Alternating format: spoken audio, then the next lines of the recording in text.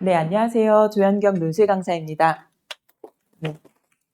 네, 지금 여기 이제 반 이미 이제 수강을 하고 있는 그 학생들, 학부모님들도 계시다고 듣고 있는데요. 오늘 이 자리가 지금 재원생이든 비재원생이든 3월 학평과 관련해서는 되게 중요한 내용들을 많이 담고 있는 자리이니까 좀 도움이 됐으면 하는 바람이 있습니다. 오늘 제가 주제로 삼은 것은 내 등급으로 갈 수 있는 최고의 대학입니다. 왜냐하면 논술 전형을 준비한다고 하는 것은 사실 교과나 종합이나 아니면은 수능 정시와 다르게 본인이 가지고 있는 그런 등급으로 혹은 조건으로 최대로 갈 수 있는 걸 기대하기 때문에 준비하는 전형이기 때문이에요. 그래서 오늘 이제 제목을 좀 이렇게 달아봤는데요. 이 내용을 좀 같이 찬찬히 따라서 들어가 보면 좋을 것 같습니다. 그럼 시작을 해보도록 하겠습니다. 내 등급으로 갈 수 있는 최고의 대학, 여기에 대해서 얘기를 하려면 사실 두 가지 정도를 정리를 해봐야 됩니다. 우선 첫 번째는 3학년 첫 모의고사 이후의 입시 전략, 요것이 이제 따라 주어야 가능한 것이니까요. 그리고 또 두 번째는 4월에 인문 논술을 시작하려는 학생들이 고려하는 점, 이 두 가지를 이제 반영해서 말씀을 드리려고 합니다. 첫 번째 얘기부터 먼저 해보려고 해요. 3학년 첫 모의고사 이후의 입시 전략, 이게 이제 오늘 얘기에서 중요하다고 말씀을 드렸는데, 그러려면 제가 이렇게 이미지화 해놓은 것처럼 세 가지 사실 종합적으로 반영하는 게 굉장히 중요합니다. 2024학년도 입시 결과만 알고 있어도 안 되고, 그리고 2025학년도 논술을 비롯한 수시 전형 모집 요강만 알고 있어도 안 되죠. 이 두 가지를 다 종합적으로 고려해야 하고, 그리고 현재 3월 학평에서 우리 자녀가 가지고 있는 위치, 요거를 다 골고루 고려해가지고 이제 전략을 짜야 적합한 맞춤 전략이 나올 수 있을 거라고 보는데요. 그래서 이제 요거부터 좀 확인하고 넘어갑니다. 사실 이제 고3 학생들, 학부모님들이시라면 이미 다 알고 계시는 내용일 수도 있지만 그래도 한번 정리를 해보고 가려고 합니다. 지금 이 표는 제가 만든 건 아니고요. 이거는 평가원에서 발표하고 서울시 교육청에서 이제 PDF화 해가지고 제공한 자료입니다. 그래서 저는 이제 입시 전문가라고 하면 이런 공식적인 자료에다가 의미 부여를 정확하게 해주는 역할이 되게 중요한 거라고 보거든요. 그런 의미에서 이제 요 얘기를 좀 말씀을 먼저 드리려고 하는데, 저기 합격자 분포에 써 있는 그 숫자를 좀 잘 봐주시는 게 중요할 것 같습니다. 저거는 지금 백분율입니다. 그래서 맨 위에 93에서 97이라는 얘기는 이거는 이제 누적, 상위 누적 그 퍼센트로 얘기하면 3%에서 7%까지입니다. 상위. 그러면 이건 지금 인문계열 학생들의 합격 분포도이거든요. 그래서 정시로 서울대, 연대, 고대 간 학생들은 그 국영수사 평균 정도의 그 등급을 보았을 때 혹은 퍼센테이지, 백분율로 보았을 때 상위 3%에서 상위 7%까지에 해당되는 학생들이 주로 서울대, 연대, 고대에 정시로 합격했다는 걸 보여주는 지표인 거죠. 이렇게 보시면 그 밑에 그 합격자 분포에 숫자가 의미하는 바를 이해할 수 있으시겠죠? 그래서 보통 상위 4%까지가 1등급이고요. 상위 11%까지가 2등급이고 상위 23%까지가 3등급 이렇게 보시면 제가 지금 여기 빨간색 테두리를 쳐놓은 광명상가 저 정도까지가 지금 평균 3등급대에 해당되는 학생들이라고 보시면 될 것 같습니다. 그 교육청에서 발표했던 자료이기 때문에 교육청은 정말 딱 서울 소재 학교까지 다 소개를 했는데요. 우리 학생들이나 아니면 우리가 통상적으로 인지하는 측면으로 봤을 때 인서울컷이라고 하면 학생들이 보통 저기 광명상가까지 좀 생각을 하거든요. 광운대, 명지대, 상명대, 그다음에 가톨릭대 정도입니다. 네, 요 정도 선을 학생들은 이제 인서울컷으로 보통 생각을 하고 여기 여대들에서 보면 서울여대, 덕성여대, 동덕여대까지 이 정도를 학생들 생각이나 아니면 학부모님들이 통상 생각하는 인서울 컷이시기 때문에 제가 여기까지 좀 테두리를 쳐놨는데요. 거기에 해당되는 합격자 분포를 보시면 백분율 79에서 83이니까 이거는 누적 상위로부터 생각을 해서 보시면 지금 17%에서 21%까지 해당되는 거잖아요. 그래서 여기가 바로 국영수사 평균으로 했을 때 3등급대 정도 해당되는 학생들, 분포도라고 보시면 됩니다. 그래서 지금 3월 학평하고 한번 대비해서 생각을 해보시면 국수 영탐 순서대로 3등급대가 나왔다라고 생각이 되시면 우리 자녀는 그래도 인서울이 될 수 있겠구나 이렇게 생각하실 수 있죠. 근데 이것을 우리가 그대로 적용할 수 있느냐, 오늘 얘기는 이제 그 부분과 관련되어 있다라고 보시면 될 것 같습니다. 그러면 이제 조금 더 자세히 한번 얘기를 해보도록 하겠습니다. 이거는 아까 그 자료는 이제 퍼센테이지로 보여드렸던 거라면 이거는 이제 각 영역별로 좀 세분화한 퍼센테이지와 그리고 그 영어 등급까지 좀 나와 있는 거, 좀 더 구체적인 자료라고 보시면 돼요. 이번에도 서울시 자료이기 때문에 교육청 자료는 그냥 그 가나다라 순서대로 이렇게 얘기를 해놨지만 저는 인서울을 기준으로 좀 빨간색 테두리를 쳐서 학부모님들이 좀 보시기 편하게 자료를 좀 제공을 했는데요. 성신여대가 여기 주어져 있는 대학별 구체적인 컷 기준으로 봤을 때에는 여기에 있는 학교들 중에서는 이제 가장 인서울을 대표하는 학교라고 볼 수 있을 것 같아요. 인서울 컷에 있는 학교. 그래서 성신여대 같은 경우에는 인문이 지금 국어가 82.6% 이게 백분율이거든요. 그럼 아까 말씀드린 대로 상위 누적 퍼센트로 하면 상위 17.4%에 해당되는 학생들이죠. 그러면 제가 아까 11%까지가 2등급이고 23%까지가 3등급이라고 했으니까 성신여대를 정시로 합격한 학생들, 인문계열 학생들은 국어가 3등급이었다는 얘기죠. 이런 방식으로 계속 등급들을 다 확인해 보시면 성신여대 인문 작년 정시로 합격한 학생들은 국어는 3등급이었던 거고요. 수학은 4등급이었던 거예요. 그리고 탐구는 3등급이었던 거고 그 다음에 영어는 2등급이었던 걸로 보시면 됩니다. 그러면 국수, 영탐 순서대로 3, 4, 2, 3 정도 나오면 그래도 정시로 인서울 성신여대 정도는 가는구나 이렇게 이해하실 수 있습니다. 근데 제가 논술 간담회라고 온 것 같은데 왜 이렇게 정시 얘기를 하는가? 아까 서두에 말씀드린 것처럼 논술은 결국 본인이 가지고 있는 조건에서 가장 상향 지원을 하는 그런 용도로 주로 쓰이기 때문에 그래서 정시로 쓸 수 있는 학교는 써서는 안 되잖아요. 그래서 그런 경우 학생들은 보통 이제 붙잡혀 간다라고 하죠. 수시 납치된다고. 그래서 그러한 것들을 좀 가려내고 정확하게 좀 진단을 해서 논술 전형을 활용하려면 지금 가지고 있는 등급으로 정시로 어디까지 합격할 수 있는지를 체크한 다음에 이제 논술 활용도를 고민을 해보셔야 됩니다. 그래서 이제 요거를 말씀드린 것이고요. 그러면 요것도 좀 보여드릴게요. 정시로 어디까지 갈 수 있느냐를 얘기하려면 아시겠지만 통합 논술 시절에는 우리의 경쟁자가 인문인 학생들만 있는 건 아니죠. 그래서 이과 학생들하고 문과가 다 같이 경쟁자이기 때문에 문이과의 역량을 좀 체크해 봐야 되고 그리고 요즘 그 이슈도 의대 그 정원 증원도 있으니까요. 여러 가지 이슈를 고려했을 때 이과에 대한 고려를 우리가 안 할 수가 없거든요. 그래서 이거를 통해서 제가 문이과의 좀 차이를 보여드리려고 하는데 즉 문이과 지원하는 학생들의 역량의 차이를 좀 보여드리려고 합니다. 여기 지금 보시면 국어하고 수학에서 표준 점수를 제가 이렇게 보여드렸는데요. 표준 점수라는 건 아시다시피 이제 통합 수능이 되면서부터는 국어나 수학에서 선택 과목이 생기게 된 거잖아요. 그 선택 과목의 난이도를 고려해가지고 점수를 책정한 게 저희가 이제 표준 점수라고 부르는 점수인 거죠.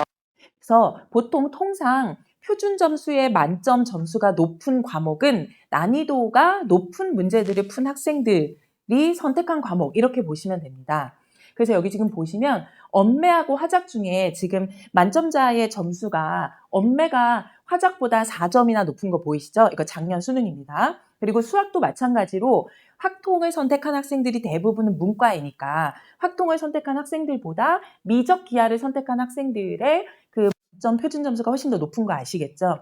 이게 바로 아까 말씀드렸던 역량 차이를 보여주는 건데요. 여기서 저희가 정보를 획득해야 되는 건 예전에 국어자라면 문과 그리고 수학자라면 이과였잖아요. 근데 지금은 그렇지 않다는 거 보이시죠? 왜냐하면 언어와 매체가 이과 학생들이 거의 선택하는 과목이잖아요. 그러면 지금 언매의 표준 점수나 그 다음에 미적 기하 표준 점수가 다 문과를 선택한 학생들 화작이나 확률 통계보다 훨씬 더 높다는 거 아시겠죠? 그래서 지금은 사실상 정확하게 인지하셔야 되는 게 이과 학생들이 그냥 수학만 잘하는 학생들이 아니라 사실상 상위권 학생이라는 걸 인지하셔야 됩니다.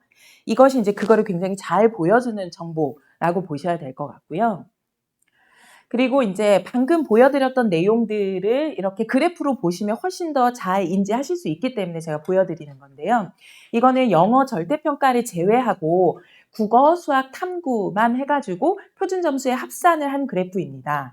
지금 이쪽으로 올수록 훨씬 더 합산 점수가 높은 점수거든요. 근데 지금 보시면 파란색이 이과 학생들이고 빨간색이 문과 학생들인데 작년이나 재작년이나 모두 다 이과 학생들이 훨씬 더 높은 점수에 치우쳐져 있는 거 아시겠죠?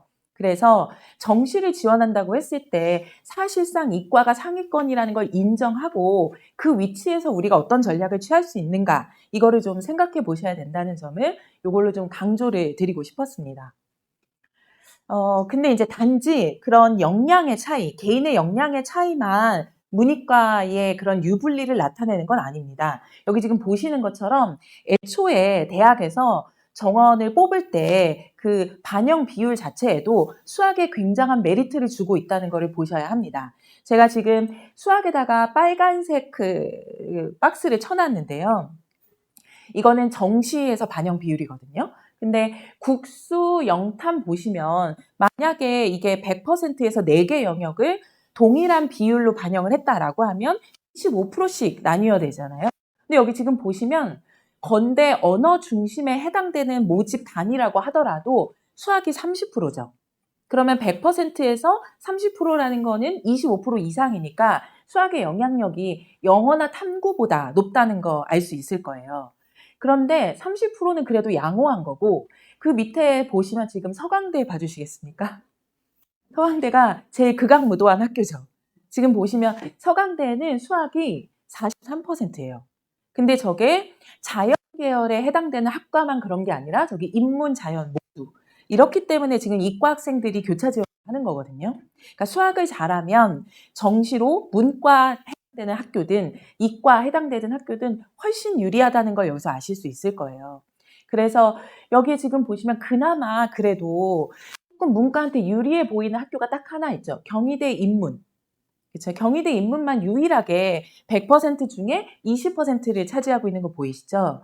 네, 거기만 제외하고는 모두 다 문과 계열인데도 불구하고 정시에서 수학의 반영률이 매우 높다는 걸 체크하셔야 됩니다. 또 여기도 시립대나 성균관대나 숙대도 마찬가지입니다. 정말 예외 없이 다들 25% 이상은 너무 당연하고요. 3, 40%대에 해당되는 것들을 확인할 수 있으실 거예요. 그래서 여기까지 점검을 해보고 나면 아까 말씀드린 것처럼 애초에 문과를 선택한 학생들, 그러니까 확통이나 아니면은 그 아까 국어에서도 화작을 선택한 학생들이 이과를 선택한 학생들에 비해서 개인적인 역량에서도 차이가 나는 데다가 학교가 뽑는 이러한 정시에서의 반영 비율 자체도 힘이 너무 기울어진 채 시작되고 있기 때문에 문과 학생들이 정시에서 좋은 평가를 받고 원하는 학교를 진학하기가 쉽지 않은 거죠. 그렇기 때문에 플랜 B, 플랜 C를 생각하지 않을 수 없습니다. 그리고 제가 지금 여기에 가져온 자료들은 다 제가 개인적으로 만든 게 아니라 서울시 교육청에서 배포한 자료들이거든요. 그러니까 공식적인 자료들에서 이런 걸 잘 말해주고 있다는 거를 충분히 이해하시고 접근을 하시는 게 이제 중요하다는 말씀을 좀 드리고 싶습니다. 그리고 이제 올해 또 정시에서 고려해야 되는 거는 당연히도 재수생 비율이죠. 여기 지금 보시면 2022년과 2023년, 2024년 매년 지금 졸업생들의 비중은 29%, 31%, 심지어 작년에는 35.3%였습니다. 굉장히 높은 비율이죠. 근데 올해는 의대 정원 이슈가 있기 때문에 더 늘 것으로 예상되고 있어요. 네, 게다가 작년에 이제 불수능 때문에 문과 학생들이 정시로도 원하는 대학을 가지 못했고, 그리고 수시로도 최저를 못 맞춘 경우가 워낙 많았기 때문에 문과 학생들의 반수 비율, 그리고 애초에 반수가 아니라 N수 비율도 굉장히 높아지고 있습니다. 그래서 올해는 당연히 35%보다 훨씬 웃도는 비중으로 N수생들이 들어올 것이라고 생각이 돼요. 그러면 수학의 역량과 그리고 아무래도 재학생들보다는 조금 더 공부를 잘할 가능성이 높은 N수생들의 비율 이런 것들을 이제 고려하셔야 될 텐데 이거는 이제 몇 년 전에 한 의원실에서 각 대학에서 정보공개 청구를 해가지고 모은 정보들을 가지고 한 일간지에서 중요하게 시사 보도를 다룬 그때 그 기사 중에 일부 자료를 가져왔습니다. 여기는 지금 2020년까지 나와 있지만 이 이후에는 저 갭 차이가 훨씬 더 벌어지고 있어요.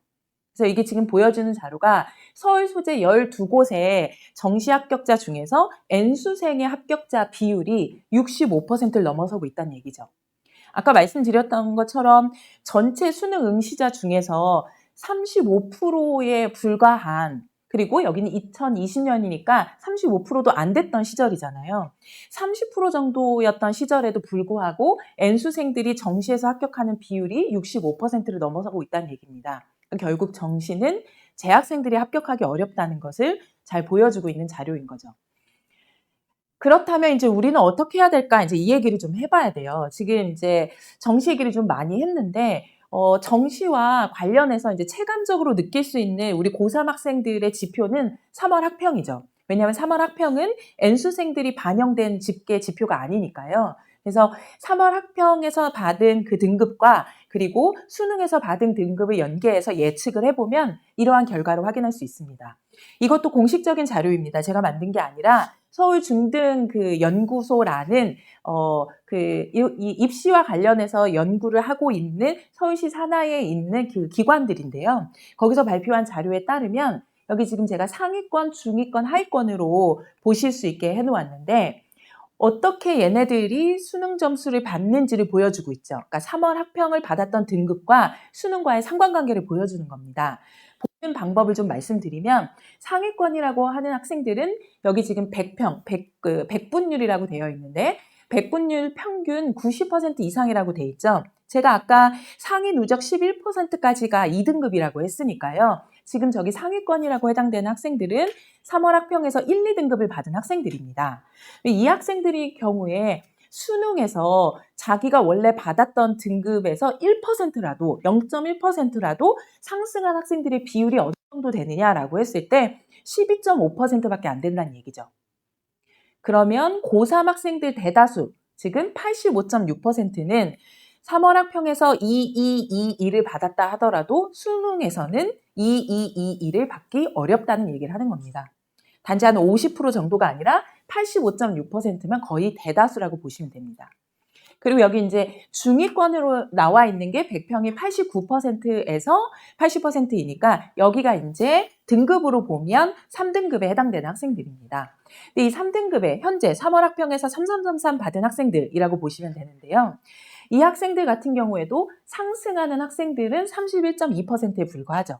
학생들이 내가 지금 3월에 3등급 받았으니까 수능에도 3등급 받을 수 있을 거야 라는 생각은 큰 오산이라는 얘기를 지금 보여주는 겁니다.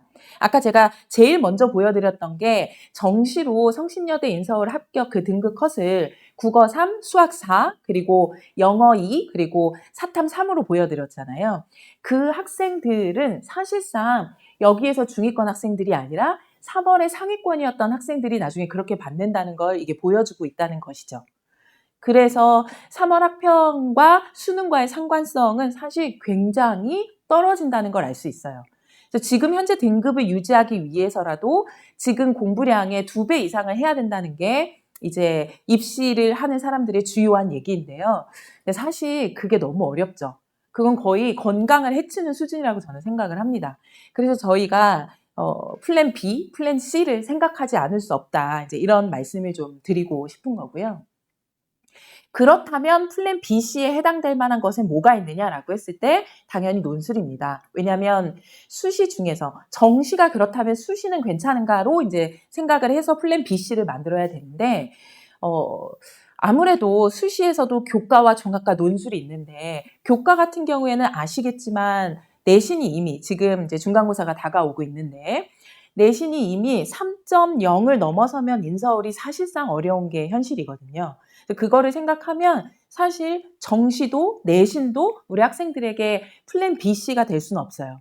학종도 마찬가지죠. 학종도 내신을 기반으로 해서 플러스 알파로 생기부 내용까지 더해져야 되는 내용이니까.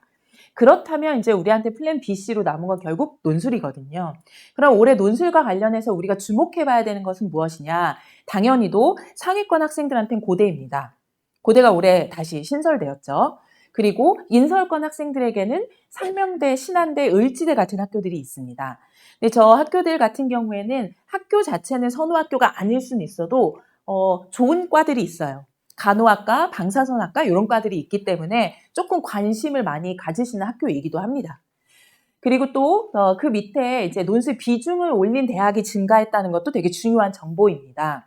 보시는 대로 가천대, 고대, 외대 다 지금 현재 논술 반영 비율이 굉장히 높아지고 있죠. 논술 100입니다. 대부분. 그리고 논술 비중을 올린 대학, 성신여대, 숭실대, 가톨릭대 다 기존보다 논술 비율을 훨씬 더 올려서 이제는 논술 100%나 논술 90%인 학교들, 80%인 학교들이 거의 논술 전형의 대부분을 이루고 있다. 이렇게 보시면 될 것 같습니다. 여기는 이제 이과 쪽이니까 제가 넘기도록 하겠습니다. 자, 그리고 이제 이게 가장 사실 궁금하실 거라고 생각을 합니다. 이게 이제 수능 최저 조건입니다. 아무리 논술이라고 해도 수능 최저 조건과 전혀 무관한 건 아니잖아요. 이제 정시로부터 원하는 대학을 갈 수 없다 하더라도 수능은 여전히 중요합니다. 다만 논술에서는 수능 중에 수학을 제외하고도 원하는 대학을 진학할 수 있는 기회를 준다는 게 제일 좋은 것이죠. 여기 이제 보시면 가장 상위에 고대가 있죠. 그렇죠? 고대는 너무 높아요, 최저가. 무슨 생각으로 저렇게 했는지 모르겠는데 지금 고대 경영은 4개 합 5입니다.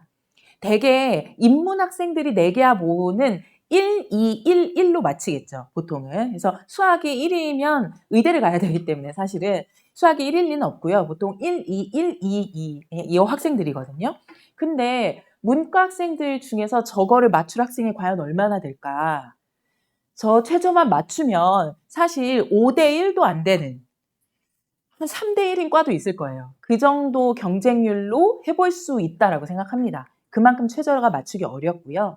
그나마 고대 경영을 제외한 고대 인문 다른 과들은 4개 합 8입니다. 그래도 높아요.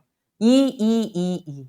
네, 전국 상위 11% 이내. 아까 보셨지만 다 이과 학생들이라는 거 아까 보셨잖아요. 그래서 쉽지 않습니다. 그래서 현실적으로 우리가 조금 도전해 볼 수 있는 데는 3개 합 4, 5, 6, 7, 8인 학교들, 2개 합 3, 4, 5, 6, 7, 8인 학교들, 이런 학교들이라고 보시면 됩니다. 그 중에서 3개 합 6인 학교를 봐주시면 성대, 이대, 중대가 있죠. 그러니까 수학이 6등급, 7등급, 8등급이어도 되는 겁니다. 국어, 영어, 탐구만 합쳐서 6만 되면 지금 성대도, 중대도, 이대도 진학할 수 있는 거죠. 물론 논술 실력이 받쳐줘야 되는 거고요. 근데 이제 또 거기서 봐야 되는 건 성대 같은 경우에는 똑같이 3합 6으로 되어 있지만 훨씬 더 조건이 완화된 학교라고 보시면 됩니다. 왜냐하면 성대는 국수, 영탐 4개 영역 중에서 3합 6이 아니고요. 국수, 영탐, 탐 5개 영역 중에서 3합 6이라고 보셔야 됩니다. 다른 학교들은 탐구 2개 중에 하나만 반영하든지 경희대 같은 경우에는 탐구 2개의 평균을 반영한다든지 이렇게 하는데 성균관대는 탐구 2개를 독립적인 영역으로 인정을 해줍니다. 그래서 국어, 수학은 아까 이과 애들이 훨씬 더 잘하는 거 보셨잖아요. 그래서 국어, 수학 빼고 영어 2등급, 사탐 2개 2, 2여도 성균관대는 지원해 볼 수 있다는 얘기인 거죠. 그래서 이 표를 그렇게 보시는 게 맞고요. 그 다음에 이제 2개 합 4, 5 중에 2개 합 5가 우리 학생들이 가장 현실적으로 많이 도전하는 학교입니다. 건대, 경희대, 동대, 세종대, 숙대, 숭실대 이런 학교들 다 2개 합 5입니다. 보통 아까 말씀드린 대로 국어 수업보다는 영어하고 탐구로 최저 등급을 맞춥니다. 그래서 영어 3 그리고 사탐 하나 2 이렇게 해가지고 주로 최저를 맞추거든요. 그런 학생들, 그래서 우리 고3 학생들한테 가장 희망이 있는 좀 닿을 수 있는 학교는 요 라인에 있는 학교들이지 않을까. 그리고 또 조금 더 낮춰서 2개 합 7인 학교들도 있습니다. 2개 합 7에 보면 덕성여대, 동덕여대, 성신여대 같은 인서울 여대들은 굉장히 최저 조건이 여유가 있죠. 그래서 국어, 수학뿐만 아니라 영어 사탐도 사실상 최저 맞추기가 쉽지 않은 건 사실이거든요. 영어는 불수능일 경우에는 학생들이 2등급 받기가 정말 어렵습니다. 작년 고3들이 최저를 많이 못 맞췄던 이유가 영어 때문이에요. 불수능이 되면서 생각보다 영어가 너무 어렵게 나와서 영어랑 사탐으로 최저를 맞추려고 했는데 영어로 최저 맞추기가 어려웠던 거죠. 그래서 올해도 영어를 3등급을 맞을 가능성을 생각을 해본다면 최저 맞추는 게 두 개야 뭐가 생각보다 녹록지 않을 수도 있습니다. 왜냐하면 사탐 같은 경우도 이과 비중이 높아지고 있기 때문에 사탐에서도 등급을 받기가 쉽지 않죠. 이게 무슨 말이냐면 사탐에서 등급을 받기 쉽다는 얘기는 모집단의 크기가 커야 됩니다. 그래야 어차피 이게 상대 비중이기 때문에 4%, 11%에 해당되는 절대적인 명수가 큰 거잖아요. 근데 이과 비중이 입시 자체에서 워낙 많다 보니까 사탐은 문과 안에서도 또 쪼개지기 때문에 모집단의 크기가 작아져서 하나만 틀려도 등급이 훅훅 떨어지는 경우가 많죠. 그래서 사실 사탐도 생각보다 2등급 받기가 쉽지 않습니다. 그런 걸 고려하면 저희가 이제 덕성여대, 동덕여대, 성신여대 같은 곳도 생각을 해봐야 되고요. 남학생인 경우에는 연대 미래라든지 아니면은 고대 세종 같은 학교, 그러니까 좀 수도권이기는 하지만 그래도 명문대 캠퍼스라고 해당되는 학교까지도 좀 생각을 하는 경우가 고3 학생들의 경우에 생깁니다. 그리고 하나 3인 학교들도 있고요. 물론 미적용이라고 마지막에 있는 것처럼 최저 없는 학교도 물론 있습니다. 우리 학생들이 나중에 육론수를 주로 쓰게 되는데 육론수를 쓸 때 다 같은 레벨의 학교만 쓰는 건 아니에요. 그러면 입시가 망하게 되거든요. 그래서 6개 원서를 상위 2개, 적정 2개, 안정 2개 보통 이렇게 쪼개서 넣게 됩니다. 그럴 경우에 2개 합 7이나 아니면 이렇게 최저 없는 학교들도 저희가 주요하게 바라봐야 됩니다. 재수 방지용으로 올해 꼭 학생들을 합격을 시켜야 된다면. 근데 제가 지금 말씀드린 구분도 사실은 논술 안에서 상향, 적정, 안정 나는 거지 교과나 종합이나 아니면은 정시를 보면 다 논술에서 안정이라고 해도 다른 전형으로는 다 우주 상향이라고 보셔야 됩니다. 그게 맞아요. 그렇죠? 최저가 워낙 여유 있게 하는 거니까. 그래서 이러한 것들을 고려해서 우리 자녀에게 맞는 다양한 대학들이 지원할 수 있게 해주는 기회를 준다는 게 논술에서 되게 중요한 부분이고요. 그리고 논술은 이렇게 최저만 다양한 것이 아니라 유형도 굉장히 다양합니다. 이것 역시 제가 정리한 게 아니라 서울시 교육청에서 정리한 거기 때문에 굉장히 세분화되어 있지만 제가 평소에 말씀드리는 기준으로 보면 이 2칸까지가 언어 논술이라고 보시면 됩니다. 그래서 언어 논술과 자료 해석까지 포함해서 저는 보통 8개 유형을 말씀을 드리거든요. 그래서 요약, 분류, 비교, 설명, 평가, 문제 해결, 입장 선택, 자료 해석. 거기까지를 출제하는 학교들이 서울의 소재의 수도권 소재의 대부분의 대학이라고 보시면 됩니다. 이제 그것 외에 수리 논술이 들어가는 학교들도 있고 영어 제시문이 들어가는 학교들도 있고 이렇게 인서울 컷에 있는 학교들처럼 약수령이라고 불리는 학교들도 있습니다. 여기 이제 약수령이라고 불리는 학교들은 저희가 지금 준비하는 일반적인 논술하고는 조금 다른데요. 일반적인 논술보다는 훨씬 더 짧은 글을 씁니다. 그래서 이거는 수능과 논술의 그 중간 어디점이라고 보시면 됩니다. 그리고 여기에는 수리도 좀 들어간다는 점에서 여기 지금 보시면 가천대, 삼육대, 수원대, 한신대는 수리도 들어갑니다. 그래서 보통 이 약수령 학교들은 15개 문제로 출제가 되는데 9문제는 국문 논술, 6문제는 수리 논술 이런 식으로 출제가 됩니다. 물론 경쟁자들 실력이 그렇게 높진 않기 때문에 수학이 그렇게 어려운 문제가 나오진 않습니다. 그런데 여기 이제 건대라든지 경희대, 숭실대 요 위에도 있는 것 같은데 왜 여기도 있지? 라고 생각이 드실 수 있는데 위아래 다 언어 논술에 해당되는데도 대학명이 있고 언어 논술 플러스 수리 논술까지 대학명이 있는 학교들은 계열별로 문제 유형을 다르게 되는 학교라고 보시면 됩니다. 그래서 건대나 한양대나 뭐 경희대나 이런 학교들, 중대, 이대 이런 학교들은 상경 계열에 한해서는 국문 논술, 언어 논술과 수리 논술을 함께 내는 학교 이렇게 보시면 됩니다. 그래서 우리 자녀가 경제 경영을 지원하고 싶은데 수리 논술은 좀 어려울 것 같다라고 생각이 되시면 이 중에서 수리 논술을 보지 않는 경영 경제를 지원을 하면 되는 거죠. 그래서 이렇게 자녀에게 맞춰서 최저 조건도 자녀에게 맞춰서 학교 유형도 선택할 수 있다는 점에서 논술이 굉장히 다양한 맞춤형 전형이다 이렇게 이제 말씀을 드리는 겁니다. 사실 이게 제일 궁금하실 거라고 생각이 들고요. 여러 차례 보셨을 거라고도 생각이 듭니다. 저희 그 학림에서 하는 설명회를 오셨던 분들이라면 이거는 이제 작년 저희 제자들 중에서 후배들을 위해서 자기 정보를 공개하는 데 동의해준 학생들의 내용입니다.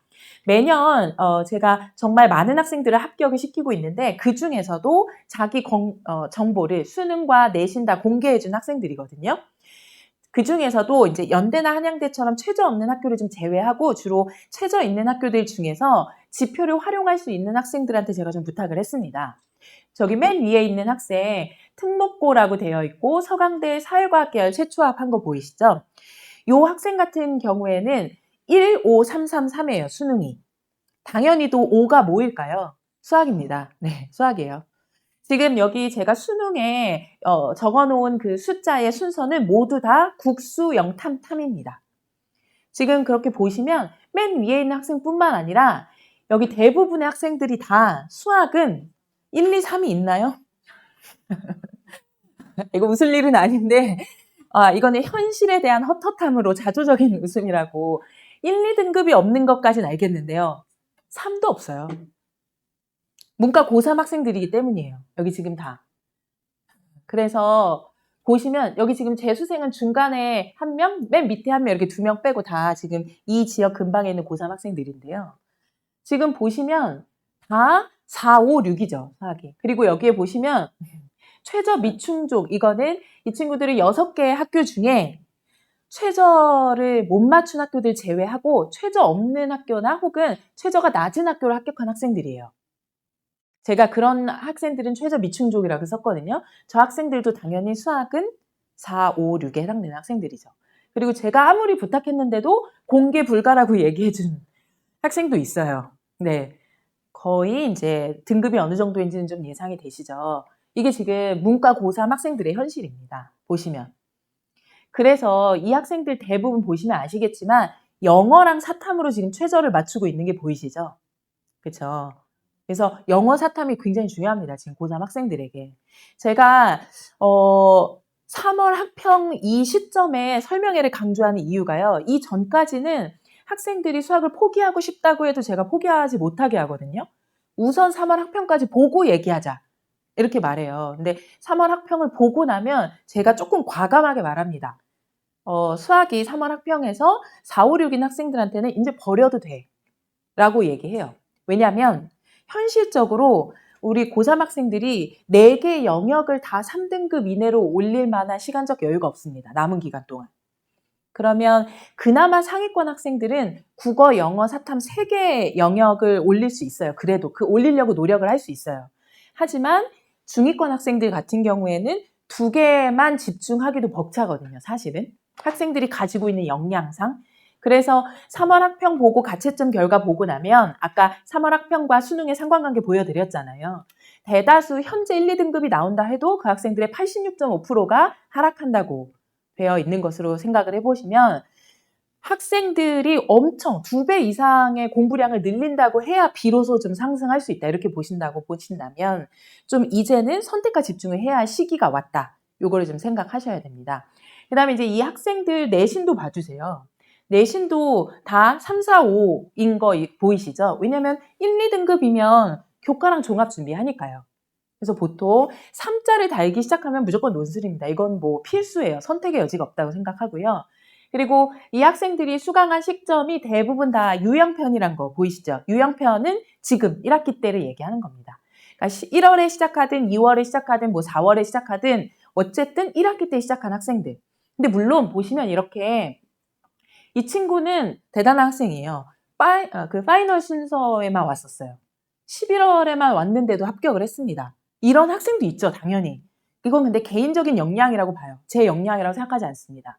이건 이 학생이 잘해서 붙은 거예요. 근데 그럴 수 있었던 거에는 또 중요한 지점이 뭐가 있냐면 최저가 3합6이잖아요.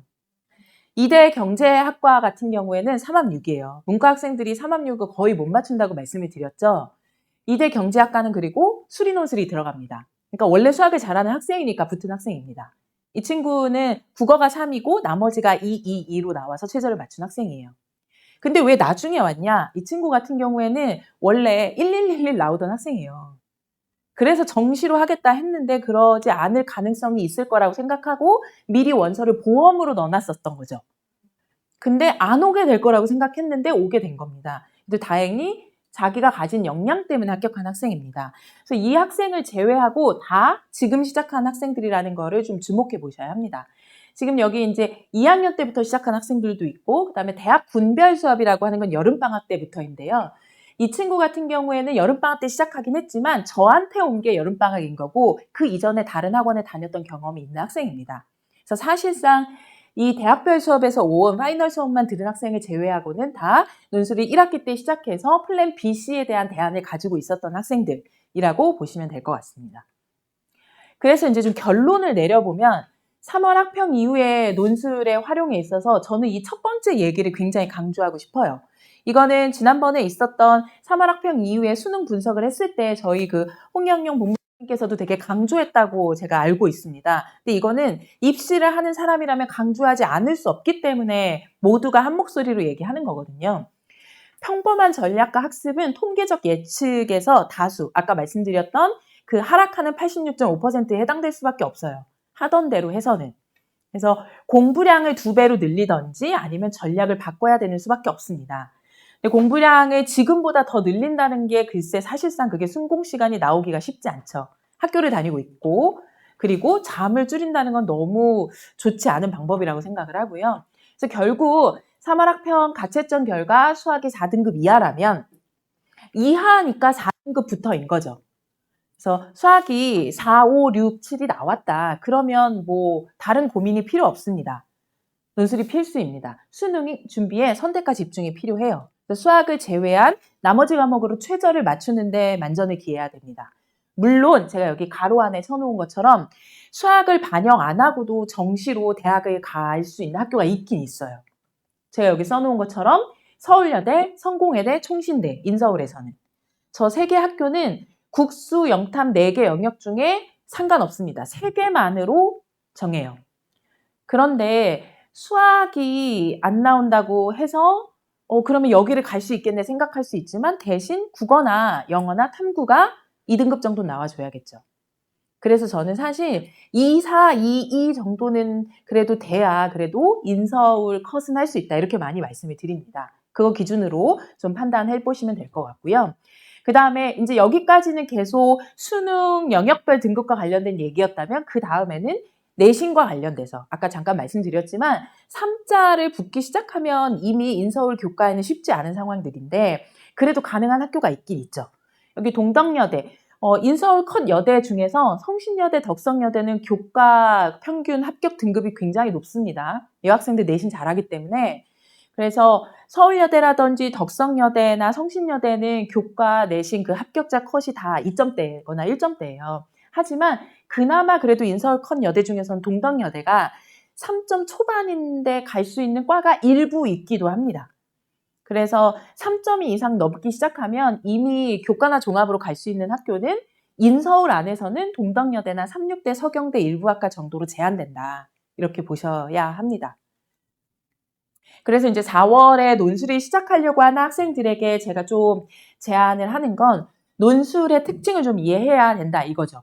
왜냐하면 정시나 교과나 종합은 사실 2년 6개월 준비해서 입시를 맞이하는 거잖아요. 근데 논술은 정말 특이한 전형이에요. 지금 시작해도 기회가 주어지는 전형이죠.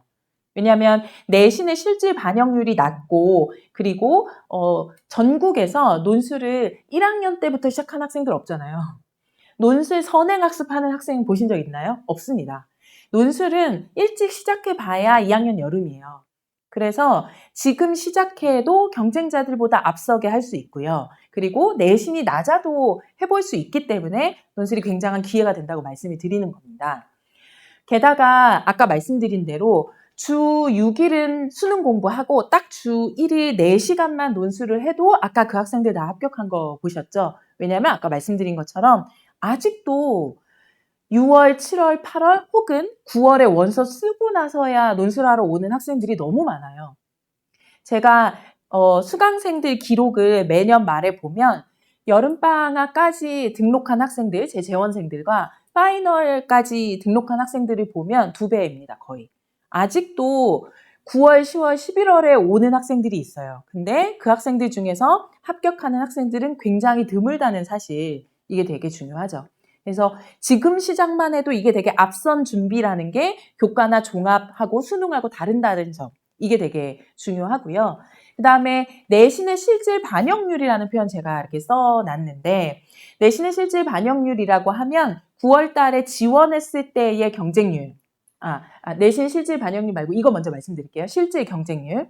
9월 달에 원서 접수를 하잖아요. 9월 달에 원서 접수했을 때 경쟁률과 나중에 수능 후에 그 학교의 최저 조건에 맞춘 학생들의 경쟁률 사이에 격차가 있다는 걸 잘 아시잖아요.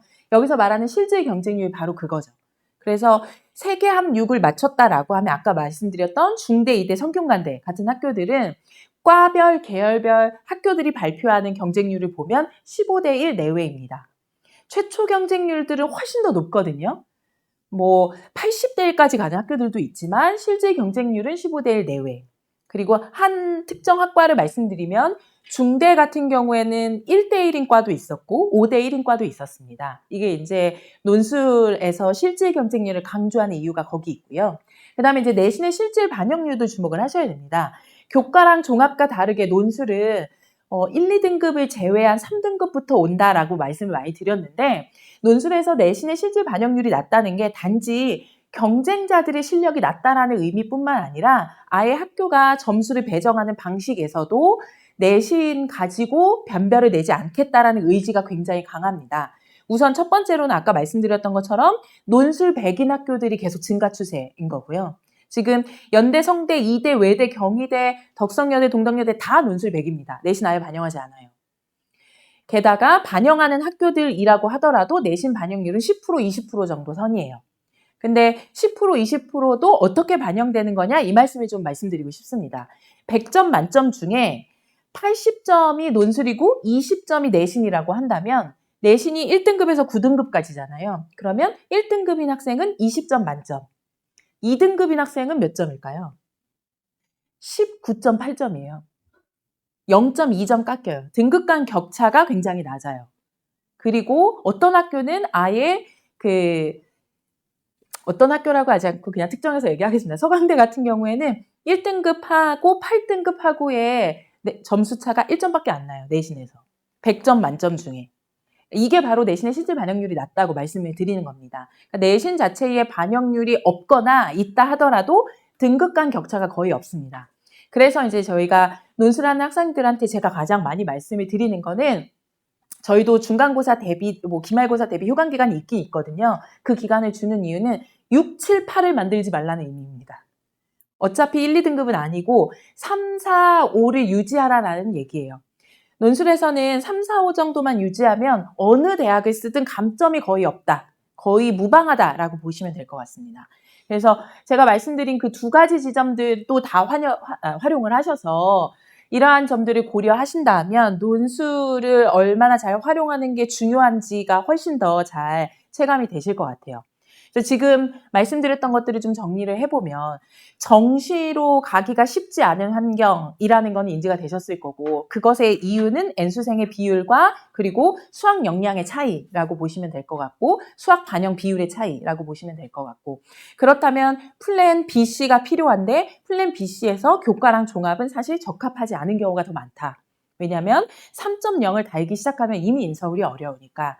그렇다면 이제 플랜 BC의 논술이 필요한 거죠.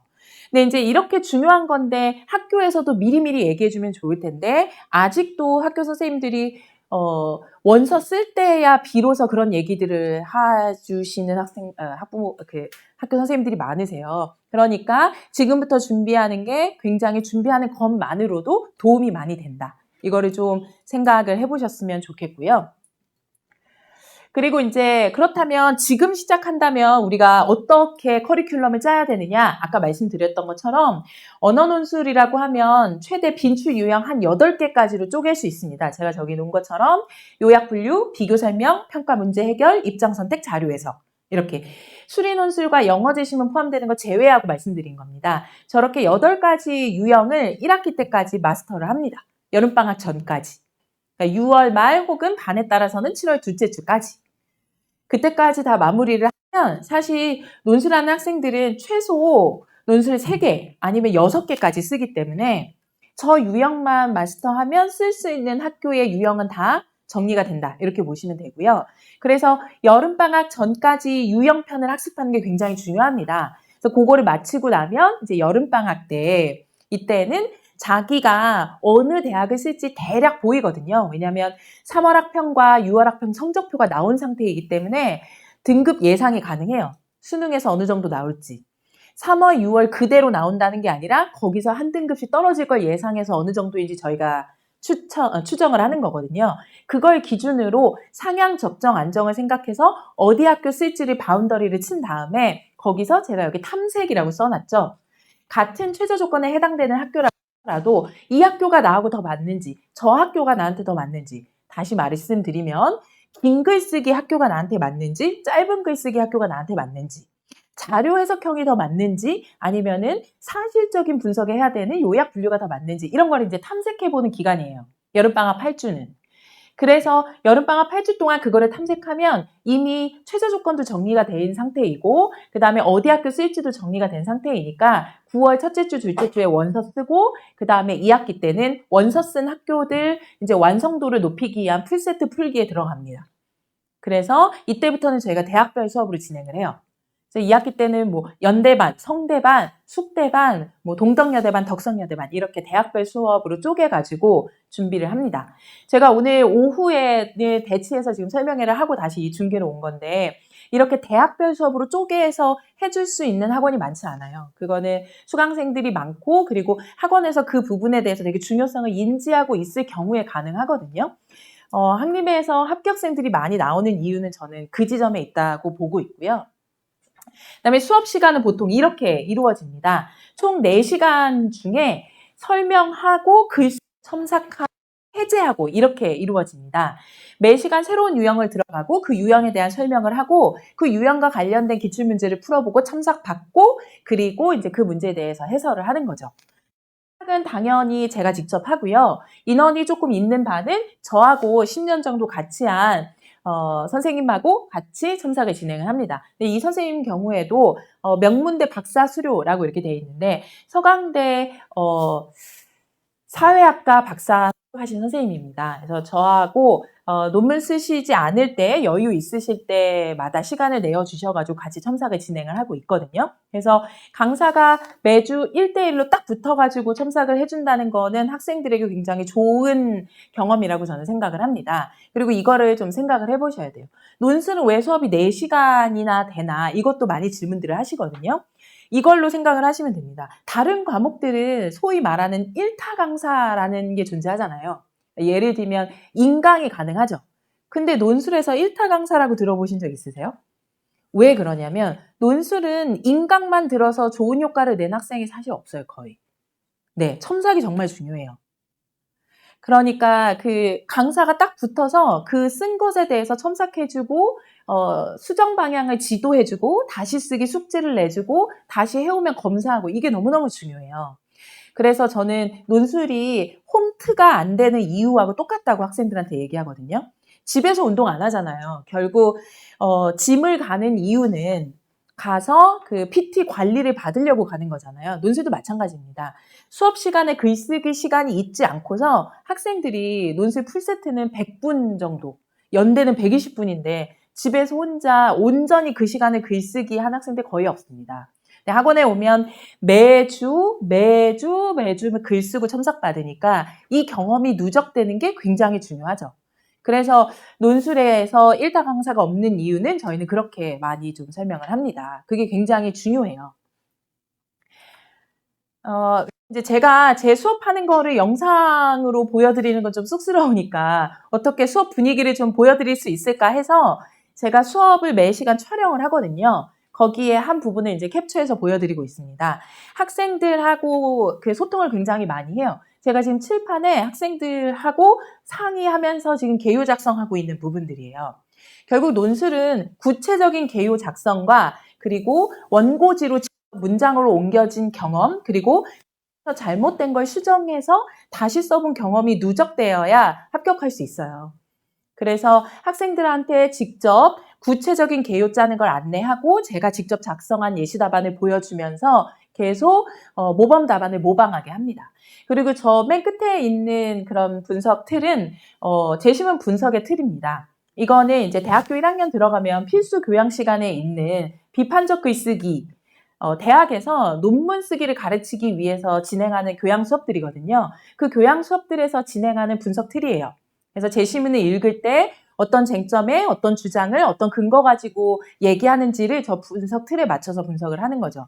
저걸 매 시간 하니까 학생들이 독해력이 안 늘 수 없습니다. 그래서 제가 학생들한테 수능 공부가 곧 논술 공부다. 사실 더 근본적으로는 내신 공부가 곧 수능 공부고 수능 공부가 곧 논술 공부다 이렇게 많이 얘기해요. 왜냐하면 요즘에는 논술에 출제되는 제시문이 다 교과서에서 나오기 때문이에요. 사탐과 독서와 문학에서 나옵니다. 제가 대학을 갈 때만 해도 교과서 외에 있는 철학 제시문들이 많이 나왔어요. 뭐 칸트, 스피노자 이런 거 나올 때가 있었는데 지금은 전혀 그렇지 않아요. 그렇게 되면 선행학습의 요인이 커지는 것이기 때문에 교육청에서 권고를 하고 관리를 합니다. 그래서 요즘에는 다 교과서에서 나옵니다. 그게 굉장히 중요해요. 그렇기 때문에 교과서 지문을 저렇게 꼼꼼하게 분석해보고 그걸 가지고 구체적인 개요를 짜서 좋은 답안을 모방해보는 경험이 쌓이는 게 되게 중요하죠. 독해만 해서도 안 되고 개요 짜기만 해서도 안 되고 이게 다 계속 쌓여가야 되는 게 논술에서는 굉장히 중요합니다. 그래서 이제 제가 지금 수업을 신규 개강하는 반에 대한 지금 안내인데요. 이미 일요일 오후반과 월요일 저녁반은 마감을 했습니다. 그래서 그 친구들은 지금 1월 달에 다 시작한 학생들인데요. 25명 수업으로 이미 다 마감을 했고요. 그래서 토요일 저녁 반으로 새로 개강을 해서 지금 이제 3월 학평 이후에 새로 시작해야 된다라는 의지를 가지고 시작하는 학생들에게 처음 진도부터 시작할 수 있는 새 시간을 제가 이제 할애를 한 거거든요. 그래서 토요일 6시 수업에 오셔서 아까 말씀드린 것처럼 여름방학 수업부터 이제 저희가 대학 분별 수업을 하고 2학기 때부터는 대학별 수업을 하는데 그 전에 유형편 수업을 수강해서 훈련량을 쌓고 합격의 가능성을 높이는 게 굉장히 중요합니다. 그리고 제가 이제 여기 그 1대1 논술 클리닉에다가 좀 강조 표시를 해놨는데요. 수업 전후로 저는 학생들하고 약속을 잡아가지고 논술 클리닉을 진행을 합니다. 그게 뭐냐면 자기가 그날 첨삭을 받았는데 이해가 안 됐다든지 부족하다든지 아니면 그동안 쭉 해왔는데 이 유형에선 조금 더 연습을 해보고 싶다든지 하면 학생들이 저한테 문자를 주거든요. 그러면 저하고 1대1 시간을 정해서 수업 시간 전후로 시간을 잡아서 논술 클리닉을 진행합니다. 예를 들면 6시 수업이면 6시 전에 5시에서 6시 사이에 또 일요일 뭐 1시 반 수업이면 1시 반 전에 그래서 학생들하고 이렇게 좀 밀착해가지고 역할을 하고 있다는 게 되게 중요할 것 같고요. 그리고 이제 학생 관리는 기본 이렇게 돼 있는데 저희가 사용하는 교재가 제가 직접 집필한 교재인 것뿐만 아니라 매년 이제 시기적절할 때 입시 자료도 제공을 해주고 학생들하고 저는 문자와 전화 소통도 많이 하는데요. 그렇게 해서 계속 나의 입시를 지켜봐주는 누군가가 있다라는 입시 멘토로서의 역할도 해주고 있다는 게 되게 중요한 것 같습니다. 그래서 이제 저희 반의 결석률이 적은 이유가 거기 있다고 생각을 해요. 저희 반 학생들 중에 매 회차 결석하는 학생들이 진짜 적거든요. 결석을 한다고 해도 미리 저한테 다 연락을 하기 때문에 제가 동영상 촬영을 해서 제공을 다 합니다. 그리고 동영상도 네이버 밴드에 업로드해서 제공을 하는데요. 유튜브가 아니라 네이버 밴드에 업로드하는 이유는 네이버 밴드는 그 영상을 본 학생들이 몇 % 받는지까지 다 기록에 나와요. 그래서 학생들한테 너 안 봤네? 봤네? 어디까지 봤네도 좀 얘기할 수 있어서 확실히 입시 멘토로서의 역할과 관리와 그리고 밀착된 수업을 하고 있다는 게 제 수업에서 제일 중요한 강점이라고 생각을 합니다. 그렇기 때문에 이렇게 좀 제가 열정을 가지고 학생들하고 밀착해서 수업을 하고 있기 때문에 수강생도 그 파이널까지 했을 때 최다 수강생이고 그리고 다관한 학생들도 많은 이유가 거기에 있다고 저는 생각을 하거든요.